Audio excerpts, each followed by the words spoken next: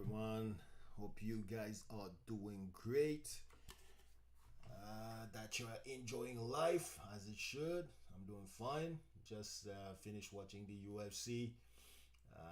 And still, Aljo retain his title against Henry Cejudo or Cejudo. I don't know. Yeah, I gotta say, it was close, but I don't think that it was a steal. I think that it was very close, and whether it has been Cejudo or Aljo, it would have been okay, to be honest, or a draw, a majority draw, let's say, would have been okay. But what can I say? Now, let's come back to our subject of the day. And just to put you in the context, this is I'm going to take kind of a little bit, not even another angle. I'm not going to talk about this free agency situation. Like, wow, yeah, this. No, I just want to go on the side where people are saying that Francis Ngannou is a greedy guy, that he's doing all of this just for himself because he wants the money, he wants the big bucks. That 20 million is not enough for him. That he's over evaluating himself, right? So I just want to take that angle a little bit that is being spread out maliciously by guys like Chael Sonnen, Sugar Shane O'Malley, and the little Shell Sonnen like repeaters and cheerleaders like Jesse on Fire, MMA Guru, or other people. Only two media, and I would even include in that group. I would even include Daniel Cormier, and some other guys there, Big John, or the waiting. Big John and Josh Thompson or stuff like that. I don't remember his name. Who are all saying that Francis Ngannou did. First of all, he's greedy. They buy into the narrative and spread the narrative and share the narrative that Francis Ngannou is hard to deal with. That he wants too much money. That he made a mistake. That he's too old. That we don't even know his age. That he should go back and say sorry to Dana White and ask for forgiveness to for a chance to come back to the UFC. Like if it was Francis Ngannou who needs the UFC more than the UFC needs him, obviously. I would say a company normally should always be able to run without anyone, right? But no one is going to tell me that the UFC is happy to lose a champion like Francis Ngannou. So yeah, so it's a little bit to do a counterpart, a counterweight on all that false information that is being spread out by these guys.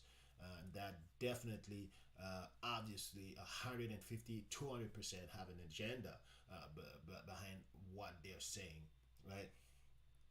So the angle that I'm going to take here is just make you listen to a video, to an interview that took place between Eric Nicksick, who is the current head coach of Francis Ngannou, on the radio of SXM. It was interviewed by a guy by the name of Jimmy Smith, right? I think the mission the show was Unlocking the Cage with Jimmy Smith. So he looked over at me and said, "Bro, if I sign this deal, I'm just another sellout." Pretty strong statement.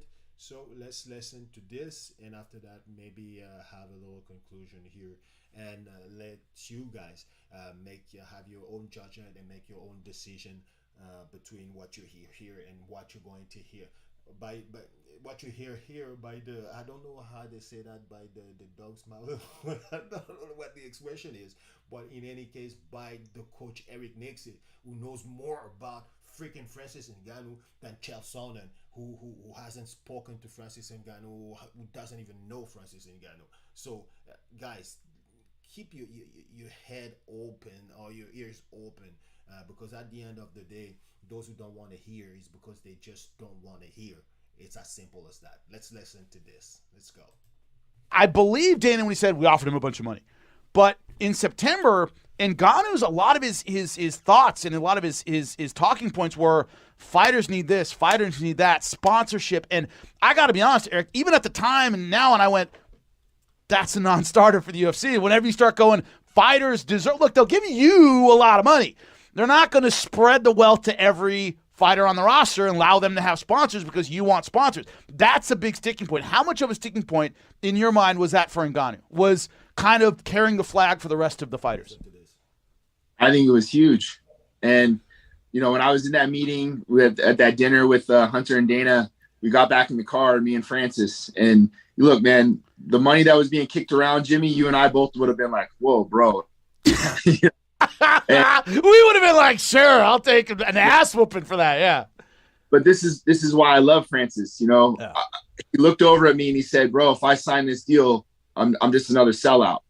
I didn't make any change. I didn't make any difference. Everything that I'm standing up for, and I talked about, now goes by the wayside. He goes, that doesn't make me any better than somebody else that's just selling out. He goes, I would rather take less money, and I would rather do the right thing for the people that are coming up.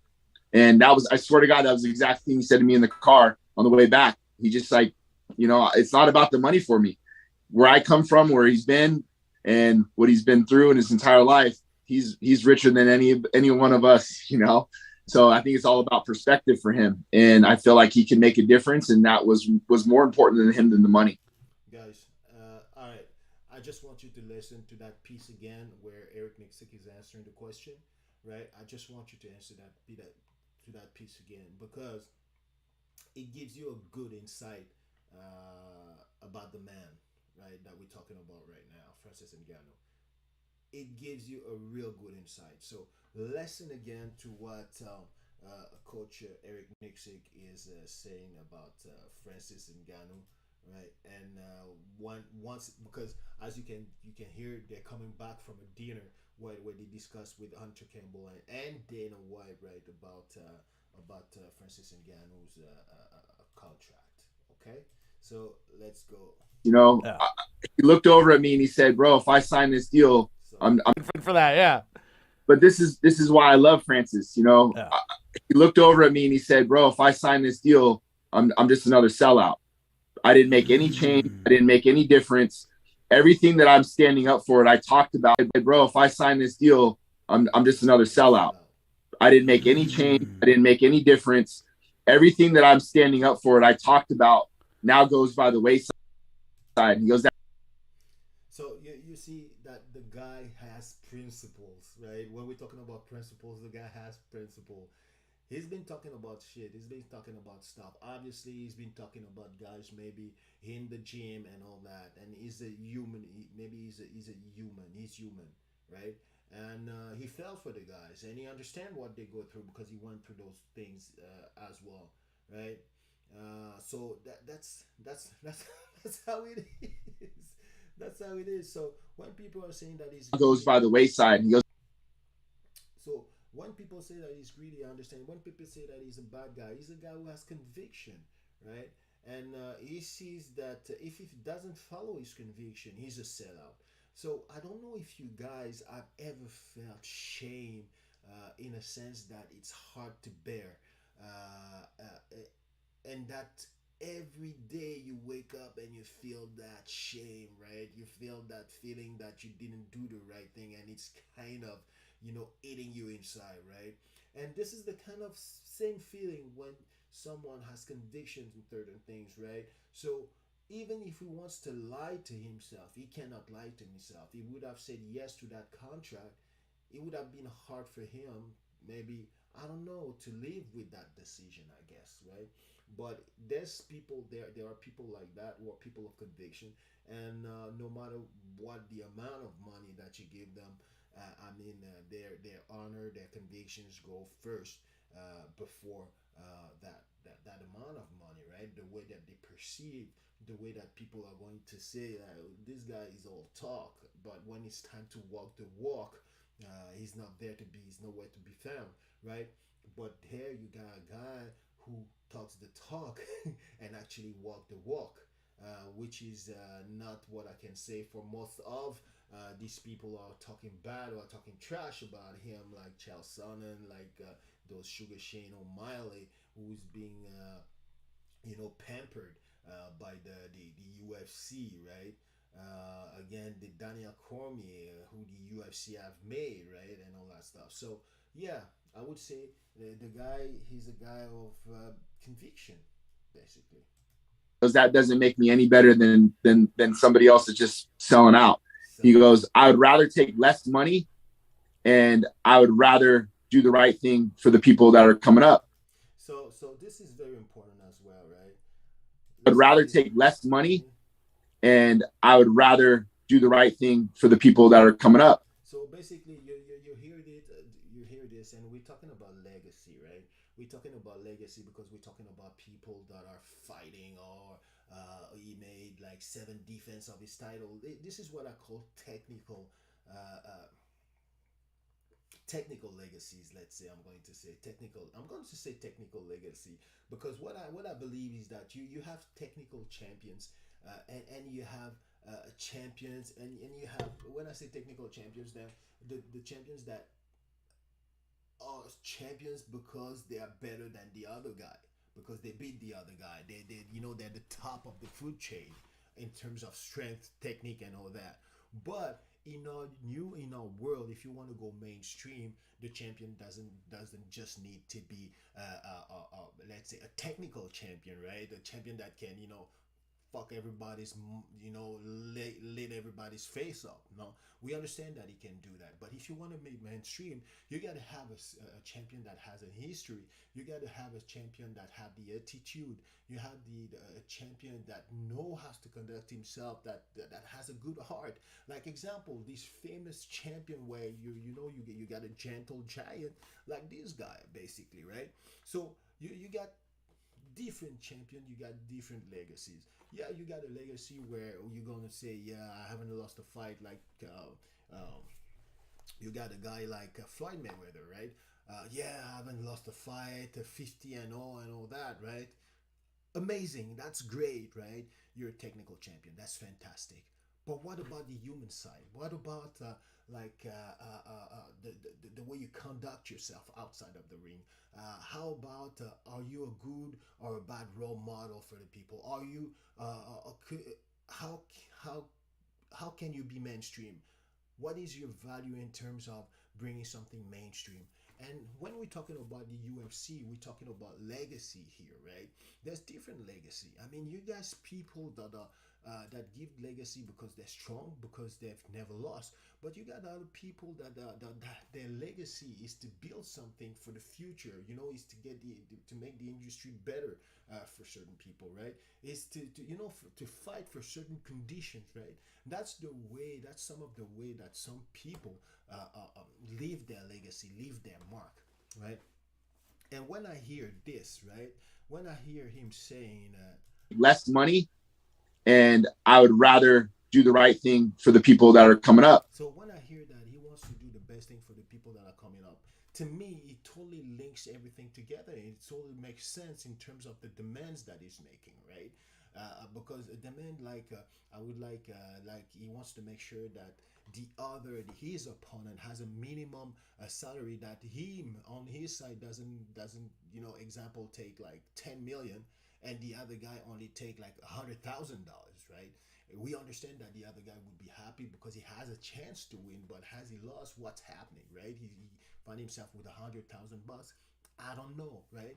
So this is something that he wants to do for the rest, and I think that Ariel talked well about it. Who the hell does that? Who does that in the actual landscape of the UFC roster? Who the hell does that? No one. That's who. No one does that, right? So, and you want like you said, you want to fight against this guy. You want to trash this guy, right? You want to talk bad about this guy. Who the hell talk about health scare for fighters? Who does that, right? Right? Who talks about that? Who talks about an advocate for fighters, right? That are coming up, right? Just to make sure that things are balanced. So let me tell you something right away, guys. I'm going to tell you something right away. the UFC, except if they want to remain like kind of a niche and and a company that basically works inside of a backyard, of a big backyard, that's what they're going to do, right? They're going to remain the same. But I'm going to tell you what, if they want to be mainstream, they have no choice at one point than to revenue share, right? Like all the other big mainstream sports that we have out there, right? They do have revenue share between them and the guys who are working, who are playing, who are doing the spectacle in their leagues, right? Like the NFL, the baseball, hockey. Hockey had a big problem at one time. I remember when I came to in this country in Canada, right? I mean, hockey was not well paid, right? There was a lot of issue. They went through a lot of strikes, you know, to get the players what they do, and especially because they were talking about this sport, like when they were going crazy when they were saying the salaries of baseball players, right? Saying that, man, in hockey, man, you run through someone at more than 40 kilometers an hour.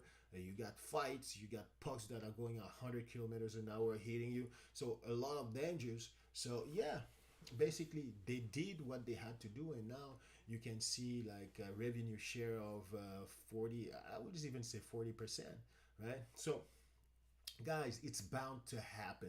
Maybe Dana White is saying it's not on his watch, but it's bound to happen, right? And I think that what Francis Ngannou is talking about right now is just the beginning. But it's just to say, at the end of the day, that that's what he is talking. That's what he's all about, basically, right? He wants to do that. He wants to leave something for the next generation, and he doesn't want to leave something just in terms of fighting techniques. He wants to leave something that is going to enable them, those guys, to be able to improve their techniques, to be able to fight, to be able to train without worrying about the food that they're going to put on their table, the food that they're going to put on the table of their family, the school gear, the school books and all that stuff, right? That's what he wants. Why? And why does he want that? Because that's where it comes from. He comes from a place where he was lacking like education, where he was lacking stuff to go to school with, where he was lacking money, where he was lacking the you know the minimum, right? That people have here and that they even throw at the garbage, right? So when I hear people say that this guy is greedy, this guy is doing this only for himself, it really gets to me, to be honest. You know, that's sad, and listening to this really shed light, right? And my question is, when you see that, right, what this guy wants to leave behind, the legacy that he wants to leave, because that's the legacy that he wants to leave behind. He wants to leave that legacy where people can do their art, right, without worrying about tomorrow, about what they're going to wear, about what they're going to eat, how they you know, the next month, how they're going to spend it, right? So that's how the guy is made, right? And it speaks volume about him, right? And it speaks volume about the guys who are trying to make us see that who are trying to tell us, who are spreading that narrative that this guy is a bad guy and that he is only doing this for himself. So let's listen to this. Let's complete this and let's listen to the rest. And that was, I swear to God, that was, and I would rather do the right thing for the people that are coming up. And that was, I swear to God, that was the exact thing he said to me in the car on the way back. He just like, you know, it's not about the money for me. Right. So let me tell you this about the Chelson and all these guys. What kind of legacy are they going to leave? So they're going to tell us that they drop shit on this guy who wanted to make a better life for the upcoming fighters, UFC fighters. So you're going to shit about this guy. So this is going to be your legacy. Your legacy is that since you've been a failed freaking MMA fighters who has dropped the ball right at the goal line. I would say that you were like 5 inches from the goal line. You've been stopped. That's unbelievable. And all the chance in the world to do what he has to do. And when you look at the track record, let's look at the track record in terms of big mouth, in terms of talking trash. I mean, that's what he's been doing all his life. At the end of the day, right? And right now, I think that that's actually the career that he was made for, right? Which is to be a hired mouth, right? To try to discredit people, even if he's using lies, even if he's distorting the reality, even if he's distorting the truth. Because all that he's saying right now about Ngannou, Francis Ngannou, and you read, you see all of these different videos, and that's crazy. He has more than 20. That I don't know how many videos on Francis Ngannou. None of them positive. How can that be? How can one man be that bad? I mean, I don't understand, guys, how you think, basically. How do you think? How can a guy be that bad, right? Where you don't even have one video where you say that the guy is good, right? That he does something right. That's totally crazy. That's totally crazy. But let's finish, and let's reach another point. I come from, where he's been, and what he's been through in his entire life. Car on the way back. He just like, it's not about the money for me. Where I come from, where he's been, and what he's been through in his entire life, he's richer than any one of us. So I think it's all about perspective for him, and what he's been through in his entire life. He's richer than any one of us. So I think it's all about perspective for him, and I feel like he can make a difference, and that was more important than him than the money. So there's another point that is very important that he just said, is that people think that this guy is dumb, that he's stupid, that he doesn't know what he's doing. But I'm just going to tell you guys, be careful. Be careful again, like the Ariel of this world, the Luke Thomas have told you. Let's wait until the end, and after that, you will be able to say if the guy did a good deal or not. But at the end of the day, the reason why you're talking is because you want to influence the deal. You want to influence the people he's dealing with, so that the people he's dealing with don't do good business with them. That's not right. But that's what you're doing. But at the end of the day, right, when we're talking again about who is consistent in the way that he's talking, right, it's very important, right? Who is consistent in the way that he's talking? We're talking about Francis Ngannou. We're talking about greed, right? Uh, this guy, this guy right now. You just heard Eric Nixon this just said something very important. This guy is already set. I mean, he's richer than all of them, right? He's already set. This guy, and I can assure you that back home, this guy is more than set. He's a celebrity. He's a superstar. In France, he's a superstar. In Cameroon, forget it. I mean, he's the one, you know. And this guy, people are making a big mistake to think that he's dumb. A big mistake, right? And I don't know how this thing is going to unfold, right? I don't know how this thing is going to unfold. But let me tell you what. If Dana White is a smart guy, right? And if Dana White is how do you say that? Is an honest guy. At the end of the day, he's going to say, this guy, man, he knows how to do business. This guy is a tough motherfucker. So that the same way that you guys are saying that, oh, that's bad, yeah, oh, he's tough. Dana White is tough. He knows how to deal and all that stuff. Oh, you know what? I think that this little guy from the sand mine from Africa who went through ocean and seas and countries and jails and parks where he slept and so on and so forth. He's doing okay. He's not doing that bad. And at the end of the day, you have to remember something that is very, very, very important. Very important. Everything that this guy did, he did it by himself. Right? Everything that this guy did, he did it by himself, right?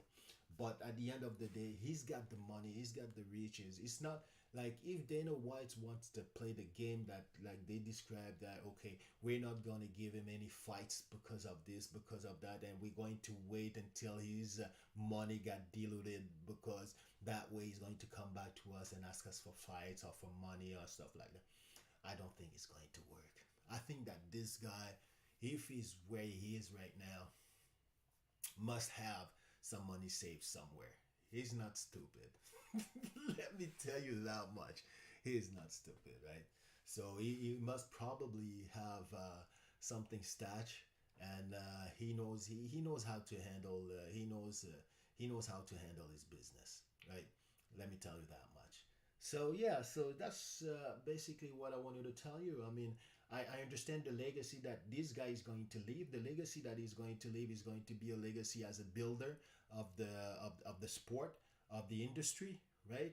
And a builder of in terms of and a goat and a reference in terms of a champion, right? That's what he's going to leave as a legacy. He's going to be a technical. He's going to leave a technical legacy, and he's going to leave, he's going to leave a builder's legacy. While you got other fighters like the John Jones of this world who are just going to be technical leaders, right? Technical go to a technical legacy, just fight. But when you look outside of it, you look at the way he conduct himself outside of the octagon. Well, it goes down the drain, right? So when you guys are telling me here, because I'm going to finish with this. First of all, I rest my case in terms of this sequence that I wanted to show in terms of when people are saying that Francis Ngannou is a greedy guy, he only thinks about himself. We've listened to Eric Nicksick, who is saying that hey, that's not the case. He's doing it because he said it. He wants to stand by his word. He is a guy of conviction, principles, right? And he wants to stand by his principle. And that what he's doing it for the future generation as well, so that they don't go through the path that he went through. And right now, in terms of money, he's not doing it for money that much. Yeah, he wants more money, right? But he already got the money that he has. So even if he's not, even if he doesn't like get a big deal or something, it's no worries, guys. He only going to accept what he wants to accept. That's all. That's the thing here. That's the thing that we have, right? So the other part is that, yeah, in terms of legacy, that's something that is very important as well. And now the final things that I want to say. There's one thing very important that I want to say here, right? People are saying that they're starting to talk about John Jones. Oh, Francis is going to be forgotten. Yeah, at one point he's going to be, but right now, right? People are talking about yeah, John Jones. They're talking about other like Stipe Miocic and all that. They're saying that the UFC doesn't need Francis Ngannou. The UFC already has a champion, and that champion is going to make Francis Ngannou before Gordon. They're talking about Pavlovich and all that stuff. Forget it. This is just smoke screen, guys. The UFC has lost more than a freaking UFC champion. First of all, they have not lost a UFC champion. They have a UFC champion. The UFC champion is John Jones. That's the champion that they have, right? What they have lost the baddest man on the planet. It's as simple as that. They have lost the baddest man on the planet. The baddest man on the planet now is not in the UFC anymore. And that's what the UFC is always bragging about, that they have the best fighters, that they have the strongest champion. Now, the heavyweight champion, the baddest man on the planet, is not with the UFC anymore. And it's not only that. It's just that Francis Ngannou, in terms of champion, not only technically, when I was talking about technical champion earlier, not only the technical baddest man on the planet is not in the UFC anymore, but the best champion in terms of people, in terms of values, in terms of his behavior outside of the octagon, in terms of his history, how he can be motivating for a lot of people, in terms of the potential that he has to take because of the way that he is, the way that he acts, because of his story, to take something to mainstream, right, is very powerful. So the UFC has lost a lot, and I'm telling you guys, if the UFC is giving a wants to give a freaking contract like 8 million, John Jones fight, which was tricky first of all because it was just the fight John Jones, and if he lost, like they say, he would have. But if they're ready to give him such a contract, it's not because they think that he has no sell power. That would be ridiculous. I mean, people are saying all over the place that a guy like Dana White is a freaking genius in terms of a businessman. What would you give like $8 million plus? Maybe if he cuts his salary, maybe I don't know, a million, million five, or 2 million per fight to someone that you think does not have any value, right? So that's the first. That's one of the things that I want to say to conclude this, right?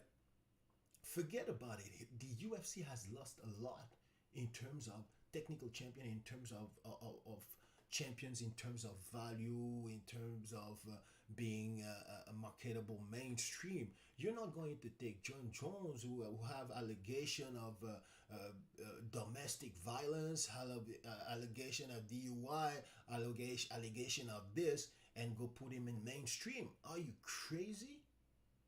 How does that work? And now they're talking about John Jones. Not John Jones is pressing the juice.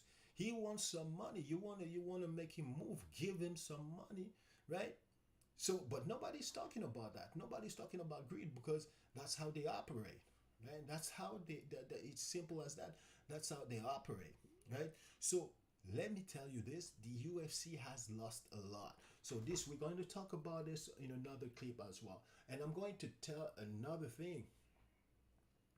The not only okay, wait, let me tell you like this: the UFC has lost a lot.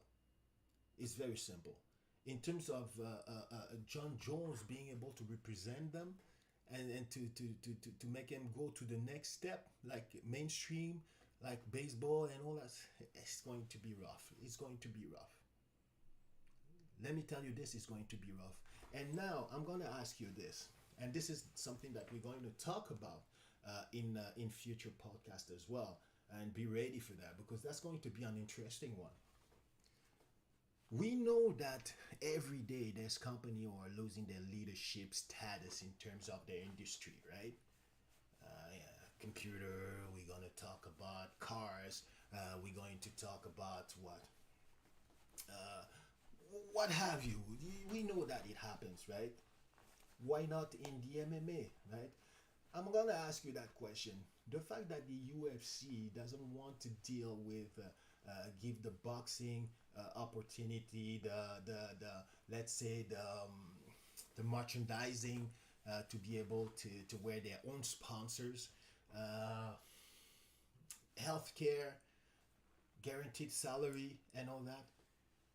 I'm gonna ask you this: is it an open door for another company, right, that can kind of institute all of these different changes to grab a chance, to have a chance to grab some market share to the UFC, right?